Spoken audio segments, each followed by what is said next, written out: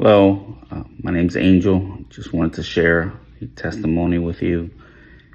In 1999, I started working for a Christian landscaper. It was the summer of my senior year at Penn State University, and I started working for this Christian landscaper, and he was an evangelist, meaning always telling his workers about Jesus Christ and the love of Jesus Christ and the mercy of Jesus Christ. I've never been exposed to the gospel like that, and that was the foundation or the beginning of me learning of Jesus Christ and his love for me. I knew of Jesus Christ. I grew up as a Catholic. I grew up knowing about Jesus Christ and what he had done on the cross, but never realizing or knowing about a personal relationship or fostering a personal relationship with Jesus Christ. So I had lots of questions for him. That summer, I remember having a dream where I was riding an escalator, and in this escalator, I was heading towards hell. I could see the flames in the background, and I was heading straight towards hell. And I remember trying to walk backwards and trying to get away, and it would just keep moving faster and faster. And I remember sweating and getting hot, and I could not escape heading towards that way. And all of a sudden, the walkway stopped, and Jesus Christ appeared to me, and he called me by name, and he said, "Angel, come to me before it's too late." I remember waking up from that dream and just bawling, crying out, not knowing what was going on, but knowing that Jesus Christ called me by name. That began a spiritual journey for me. That weekend, I had gone up to Penn State, and I visited an old cousin of mine, and he opened the gospel to me, and he began sharing. I shared my dream with him, and he began sharing scriptures with me about how Jesus Christ was God. And I remember sitting there next to him and just bawling my eyes out. But I didn't go to church. I didn't know the right church to go to. I remember me and my fiance at the time were looking for the right church.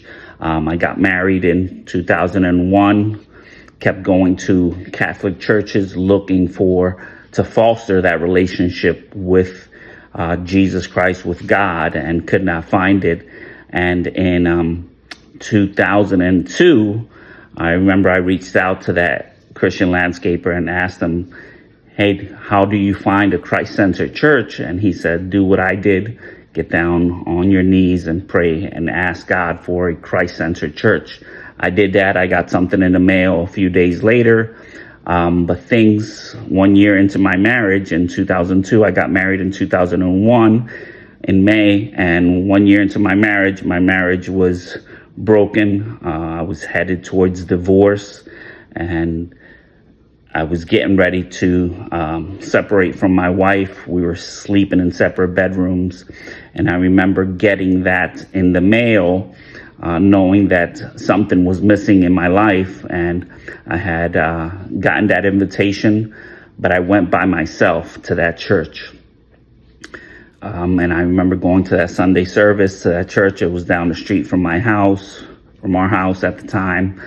And I remember sitting in the back, not knowing anyone. It was my first time sort of in a Christian service, and listening to the gospel of Jesus Christ. And I remember hearing the pastor make an altar call, and I remember feeling pulled to the altar, just because I heard the pastor saying, "If you feel God has brought you here for a reason, please come up to the front." And I just remember standing in that altar and just weeping and crying and not knowing what was going on, and not knowing even if what I was feeling, if it was real or if it was true.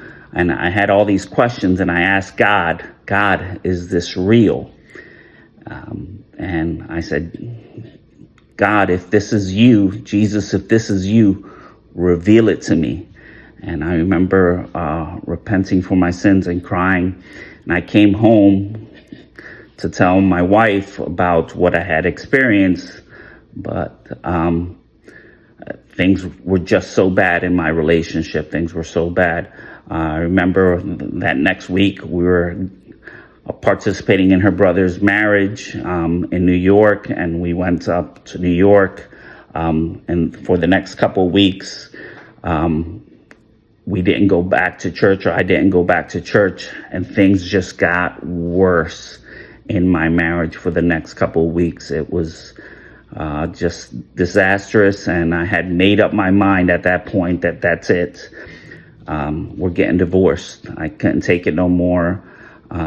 She was sleeping in her bedroom. I was sleeping in the master bedroom. And I remember sitting up at night and asking God, what do you want me to do? And I remember hearing his voice for the very first time, and him saying to me, Angel, bring her to me. And I remember looking around the room like, who said that?